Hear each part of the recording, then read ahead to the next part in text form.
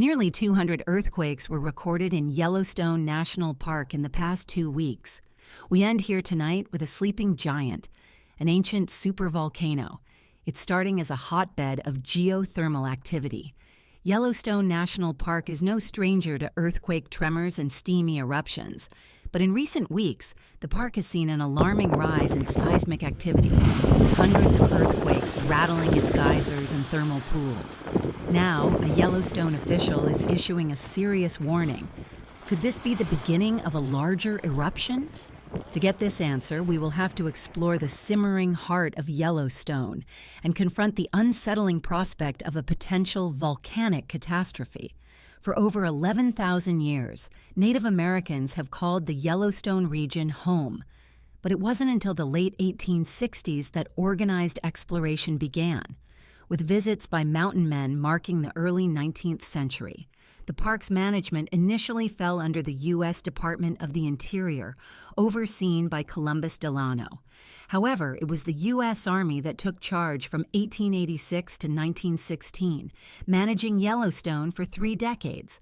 Then, in 1917, control shifted to the newly formed National Park Service, covering an expansive 34,684 square miles. Yellowstone National Park is a vast landscape of lakes, canyons, rivers, and mountains. Among its notable features is Yellowstone Lake, one of North America's largest high-elevation lakes, situated atop the Yellowstone caldera, the continent's largest supervolcano.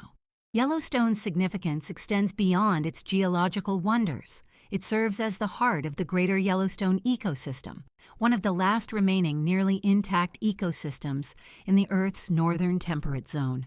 This vast expanse of wilderness supports a rich array of flora and fauna, from towering forests to elusive wildlife. In recognition of its ecological importance, Yellowstone was designated a UNESCO World Heritage Site in 1978. But the story of Yellowstone doesn't end with its natural beauty. The park boasts a rich human history, with hundreds of structures dotting its landscape, each bearing architectural and historical significance.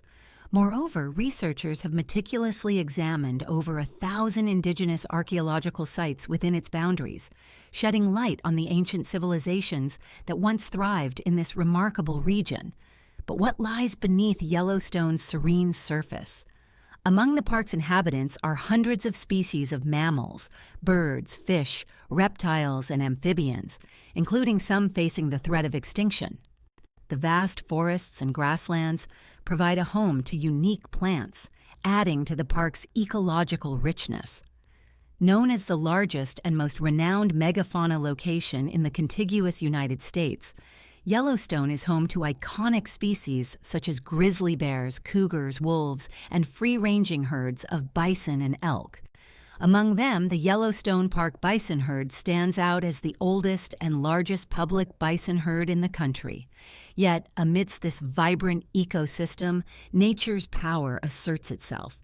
Forest fires, a natural occurrence, sweep through the park each year, shaping its landscapes in their wake. The devastating fires of 1988 engulfed nearly 1/3 of Yellowstone's expanse, leaving a profound mark on its terrain. Despite the challenges posed by such events, the park remains a haven for outdoor enthusiasts, offering a plethora of recreational activities year-round, from hiking and camping to boating and fishing. Visitors can immerse themselves in the park's beauty and serenity. However, for the sake of this video, our focus shifts to Yellowstone's geothermal wonders, where the Earth's fiery heart pulses beneath the surface. These geothermal areas are scattered throughout Yellowstone National Park, boasting a mesmerizing array of geyser basins, hot springs, mud pots, and fumaroles. With an estimated 10,000 thermal features, Yellowstone is a hotbed of geothermal activity.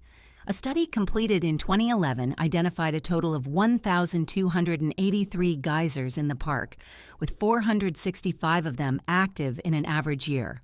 These geysers are spread across 9 basins, with some smaller thermal areas hosting additional geysers. While iconic geysers like Old Faithful garner attention, the majority of Yellowstone's geysers are smaller, yet no less fascinating, often erupting to heights of only a few feet. This hydrothermal system, fueled by the park's ancient active caldera, provides the hot water that powers these geysers. As water from underground sources interacts with volcanic heat, it creates a spectacle of steam and bubbling pools, leaving behind mineral deposits such as geyserite and travertine. But the geothermal wonders of Yellowstone are not just confined to its famous geysers. The park's diverse landscape harbors a multitude of thermal features, each with its unique characteristics and allure. From the colorful pools of the Grand Prismatic Spring to the bubbling cauldrons of the Norris Geyser Basin, visitors are treated to a kaleidoscope of natural marvels. Yet, beneath the surface, beauty lies a complex ecosystem shaped by the interplay of heat and water. Microorganisms thrive in the extreme conditions of Yellowstone's thermal pools, creating vibrant mats of bacteria and algae. These microscopic life forms not only add to the park's stunning visual appeal, but also play a crucial role in its ecological balance. The mesmerizing geothermal features of Yellowstone are not randomly scattered across the landscape, but are strategically located where the Earth's fiery energy converges with surface conditions. Geyser basins, where rainwater and snowmelt seep into the ground and encounter Yellowstone's hotspots, intense heat, are prime locations for these geological marvels to emerge. Nestled within flat-bottom valleys between ancient lava flows and glacial plains, these basins serve as the stage for spectacular eruptions of geysers, hot springs, and fumaroles. However, the geothermal wonders of Yellowstone are not confined to these expansive basins alone. Smaller thermal areas dot the landscape, marking the intersections of fault lines, circular fracture zones around the caldera, and slopes where excess groundwater collects. Each of these geological features offers a glimpse into the Earth's dynamic processes, where heat and water mingle to create a landscape unlike any other. At Yellowstone's high elevation, the average boiling temperature at geyser basins hovers around 199 degrees F, 93 degrees C, a testament to the intense heat simmering beneath the surface. When the pressure builds and the conditions are just right, geysers like Steamboat Geyser unleash their fury, propelling scalding water and steam up to 390 feet into the air. Yet despite the searing temperatures within the geysers, the water cools significantly as it arcs through the air, ensuring that spectators and nearby boardwalks remain safe from harm. However, the allure of Yellowstone's geothermal wonders comes with its risks. The scalding temperatures of the water pose a danger to those who venture too close, prompting authorities to enforce strict safety measures. Visitors are urged to stay on designated boardwalks and trails, respecting the boundaries set by nature. Tragically, past incidents serve as grim reminders of the perils that lie beneath Yellowstone's serene surface, with several fatalities attributed to falls into hot springs. Prehistoric Native American artifacts discovered at Mammoth Hot Springs and other thermal areas hint at a deep connection between ancient peoples and the Earth's fiery heart. Some accounts even suggest that early inhabitants used the hot water from these geothermal features for bathing and cooking, harnessing the power of nature for their daily needs. But as the 19th century dawned, a new era of exploration unfolded, bringing with it tales of wonder and mystery. Father Pierre-Jean de Smet, upon encountering the awe-inspiring geysers, recounted the beliefs of the native peoples who saw them as the battlegrounds of infernal spirits, locked in eternal combat.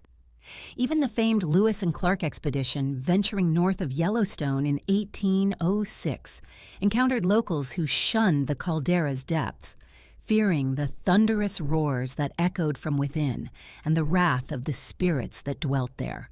Among the brave souls who dared to venture into this untamed wilderness was John Coulter, a member of the Lewis and Clark expedition, who, seeking adventure, set out alone into the heart of Yellowstone. His first-hand accounts of the geothermal features he encountered painted a picture of a landscape both mesmerizing and terrifying, a place where hot springs bubbled with sulfur and steam rose like smoke from industrial chimneys. Yet it was famed trapper Jim Bridger who perhaps best captured the essence of Yellowstone's geothermal wonders when he dubbed it the place where hell bubbled up. His words still echo through the ages. Far below the solid volcanic rock and sediment, buried within the very heart of the earth, lies a superheated brine, a salty concoction simmering at temperatures surpassing 400-degree F. This brine, trapped beneath immense pressure, acts as the lifeblood of the geothermal wonders that captivate visitors from around the globe. But its journey to the surface is not a solitary one. As the brine churns and boils in its subterranean cauldron, its intense heat begins to seep into the surrounding rock, conducting its fiery energy upwards through the fractured and porous labyrinth beneath the Yellowstone Plateau. This heat transfers to a layer of fresh groundwater, mingling and melding in a symphony of geological alchemy. Along the way, silica, that steadfast mineral of the Earth's crust, is dissolved and redeposited, forming a labyrinthine network of pressure-sealed conduits. But this is merely the beginning of a journey that spans millennia. As the superheated water breaches the surface, it unleashes its pent-up fury in a spectacle of steam and splendor. Geyserite and sinter, the silent witnesses to this primordial dance, bear testament to the inexorable march of time and the ceaseless power of nature. The Norris Geyser Basin, in particular, is like a hot pot bubbling with geothermal activity. It's also found in Yellowstone National Park and is known for being the most sizzling geyser basin there is. Situated near the northwest corner of the Yellowstone caldera, a giant volcanic crater close to Norris Junction, this basin sits right where three big faults meet: the Norris Mammoth Corridor, the Hebgen Lake Fault, and the Ring Fracture Zone. From where the Yellowstone caldera was born 640,000 years ago, these faults are like the nerve centers of the basin, making it super hot and active. Now and then, the Norris Geyser Basin goes through what you could call a big shakeup. It's like the basin suddenly wakes up and starts acting all wild for a few weeks. During these episodes, things get crazy. Water levels go up and down, the temperature swings, the colors change, and geysers start erupting in new ways. For example, back in 1985, there was this geyser called Pork Chop Geyser that just kept shooting out steam and water without stopping. But then, in 1989, it seemed like Pork Chop Geyser got a bit too excited and got itself clogged with silica, which is like a rock-forming material. This led to a big explosion throwing rocks as far as 200 feet away. Fast forward to 2003, and a park ranger saw Pork Chop Geyser bubbling like crazy again, something it hadn't done since 1991. Things got even more intense later that year, with activity spiking up. It was so hot that parts of the back basin had to be closed off to keep people safe. In 2004, they had to change the boardwalk route to go around the danger zone behind Pork Chop Geyser to keep everyone safe. Now, you might wonder what causes all this commotion. Well, it's like this. All the action in the Norris Geyser Basin is because of the meeting point of those three big faults I mentioned earlier. When they intersect, it's like a pressure cooker waiting to blow. And when you add in the ring fracture zone from the ancient volcanic eruption, it's like adding fuel to the fire. The hot water and steam trapped beneath the surface are just itching to break free. And sometimes they do spectacularly. You see, underneath the ground, there's a whole lot of heat going on. This steam builds up pressure. When the pressure gets too much, boom, an eruption happens. And because the Norris Geyser Basin is sitting right on top of all this geothermal activity, it's like a hotspot for these eruptions. But it's not just the heat that's causing all the fuss. The rocks beneath the surface play a big role too. You see, some of these rocks are rich in minerals like silica. When the hot water flows through these rocks, it picks up bits of silica along the way. Over time, these minerals can build up and clog the vents of geysers and hot springs, kind of like how gunk can clog up a drain. When that happens, the pressure builds up even more, until pop. An explosion like the one that happened in Pork Chop Geyser happens. So, Are the officials warning against another explosion? The answer is no. Yellowstone National Park is grappling with another menace: earthquakes. They have become the order of the day when we talk about earthquake activity in Yellowstone. The Yellowstone Volcano Observatory, or YVOA for short, typically mentions that the area experiences between 1,500 to 2,500 earthquakes every year. These numbers are based on seismic activity spanning roughly the past 3 decades, from 1995 to the present day.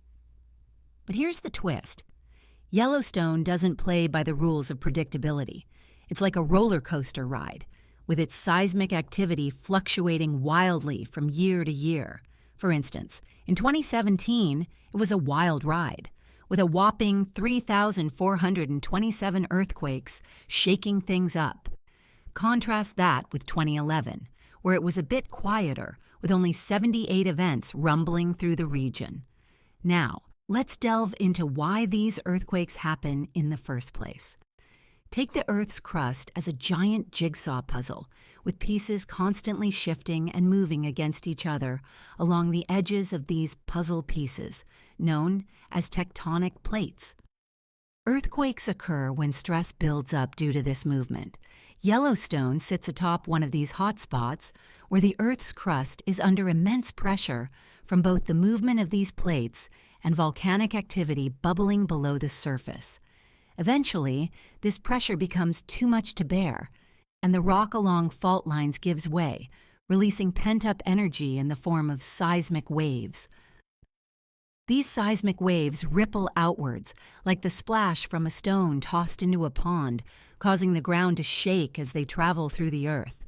Once they reach the surface, these waves can be felt by anyone nearby. Imagine standing on a shaky bridge as a train barrels past. It's that kind of jarring motion. Surface waves are especially disruptive, like invisible hands pushing and pulling at the ground. This movement can cause the ground to roll like waves in the ocean, crack open like a fault line in the desert, or shift vertically or horizontally like a sliding puzzle. It's a chaotic struggle that can wreak havoc on structures, especially since most buildings are designed to withstand horizontal motion, not the erratic jerking and shaking that earthquakes bring. It may surprise you to know that in Yellowstone, things are a little bit different when it comes to earthquakes. Earthquakes aren't just random rumblings beneath the surface. In Yellowstone, they play a crucial role in the park's unique hydrothermal activity. See it like a plumbing system. Without these occasional shakes, the small cracks and channels that feed hot water to geysers and hot springs could become clogged with mineral deposits over time. It's nature's way of keeping the taps flowing. But here's where it gets interesting. Some of these earthquakes can shake things up even more. Take, for instance, the 1959 Hebgen Lake earthquake, a whopping 7.3 magnitude event, or the 1983 Bora Peak earthquake, measuring 6.9 on the Richter scale. These seismic events caused measurable changes in famous features like Old Faithful Geyser, showing just how interconnected Yellowstone's geology and seismic activity truly are. No doubt, earthquakes serve as nature's cartographers, helping scientists map out the subsurface geology lurking beneath Yellowstone's picturesque surface. As seismic waves ripple through both solid rock and molten magma at varying speeds, scientists can essentially peer into the Earth's depths by analyzing these waves. It's like using sonar to navigate the ocean's depths, but instead we're navigating the hidden chambers of Yellowstone's magma chamber and caldera. To aid in this geological detective work, an extensive monitoring system is in place, constantly keeping watch for any seismic activity that might reveal the secrets of Yellowstone's underground world. Now, let's zoom in on June 16, 2017, at 6:48 p.m. Mountain Daylight Time, a moment frozen in Yellowstone's seismic history. It was the day when the largest earthquake of the year struck, registering a magnitude of 4.36, epicentered about 9 miles north-northwest of West Yellowstone, Montana. This quake made its presence felt in nearby towns like Gardner and West Yellowstone. But here's the twist. It wasn't an isolated event. This earthquake was just one ripple in a larger seismic storm, part of an energetic swarm that had been brewing in the area. The Maple Creek swarm made its grand entrance on June 12, 2017, and refused to bow out until October. Over those months, more than 2,475 earthquakes rocked the region centered 6 miles north of West Yellowstone, Montana, and spreading out to the park's western edge.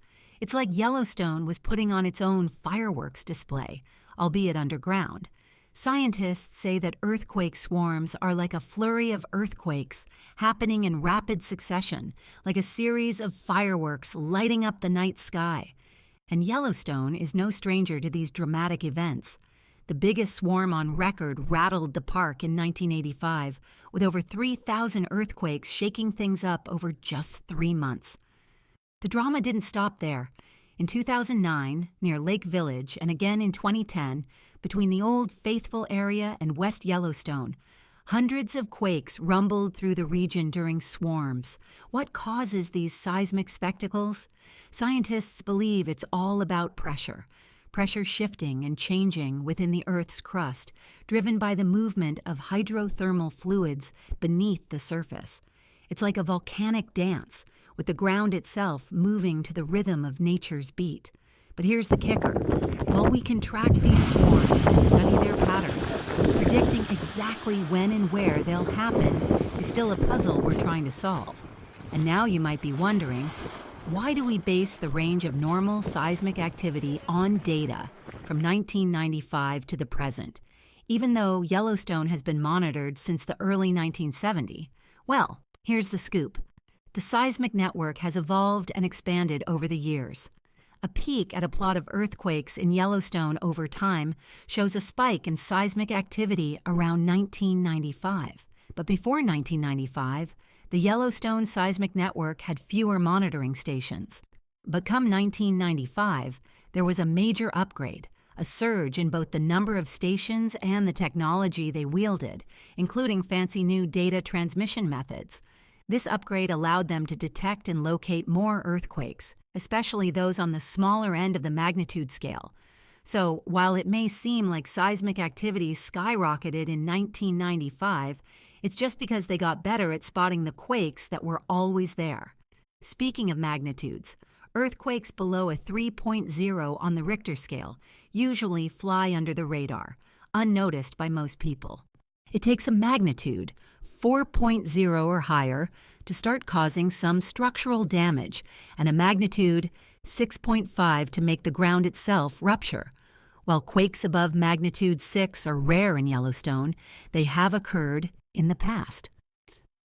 Let's rewind the clock to a fateful day 57 years ago to see this play out. The day was August 17, 1959. It was a night like any other in the Madison River Canyon near Hebgen Lake, just west of Yellowstone. Around 250 visitors nestled into their sleeping bags, scattered across cabins, resorts, and campgrounds. But then, just before midnight, the earth itself seemed to groan. An earthquake rattled the canyon, sending shockwaves rippling through the sleeping campers. But the true nightmare was yet to come. A towering wall of water surged over Hebgen Dam, hurtling down the river with unstoppable force. And as if nature hadn't dealt enough devastation, a massive section of the canyon wall gave way, crashing down near Rock Creek Campground, forever altering the landscape and the lives of those caught in its path. For Mike Poland, the head honcho over at the Yellowstone Volcano Observatory, these earthquakes are just Yellowstone, being its unpredictable self. He's seen it all, swarms of earthquakes rumbling through the region, shaking things up for days, weeks, and sometimes even months on end. Take last March, for example. There was a swarm brewing beneath the northern part of Yellowstone Lake, causing quite a stir for several days.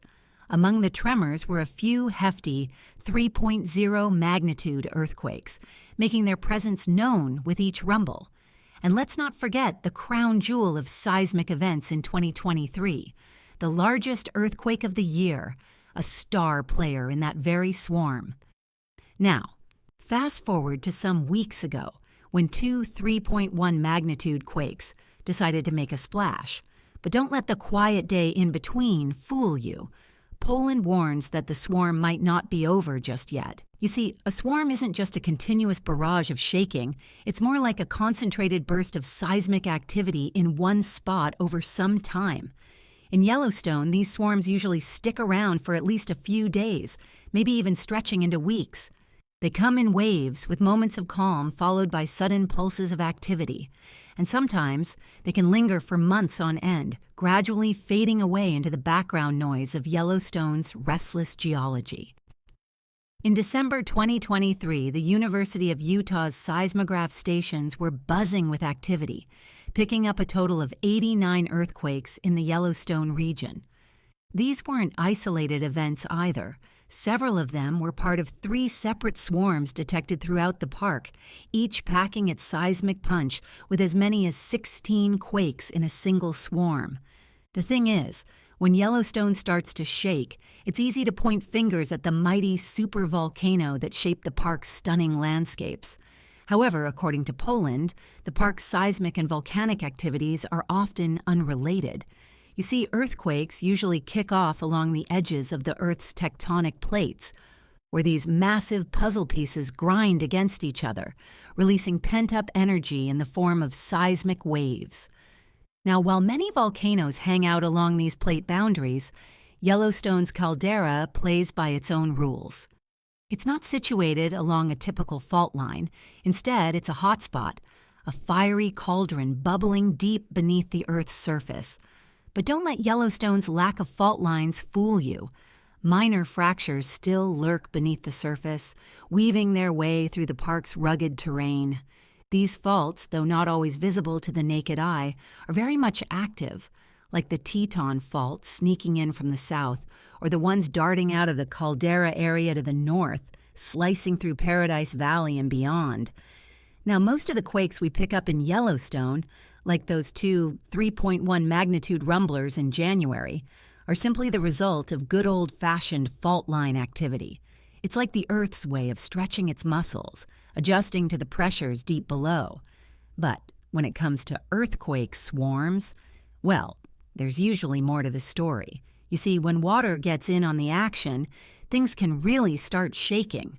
Water interacting with existing faults can ramp up seismic activity, creating those mesmerizing swarms we've come to know and love. It's like adding fuel to a fire.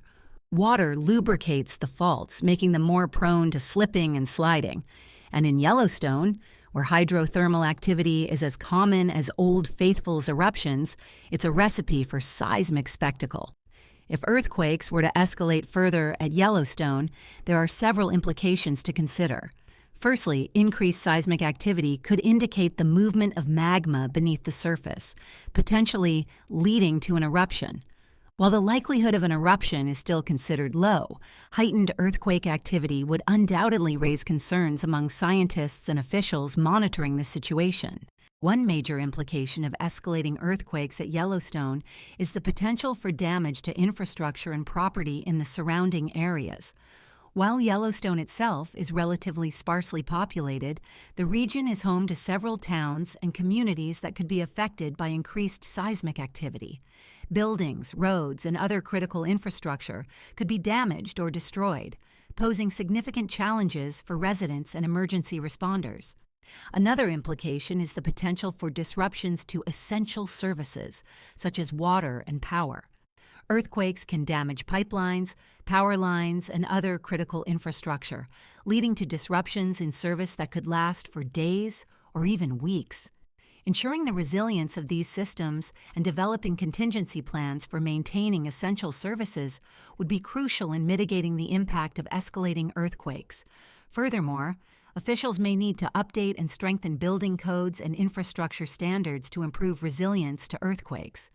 This could involve retrofitting older buildings to make them more resistant to seismic activity and ensuring that new construction meets rigorous safety standards.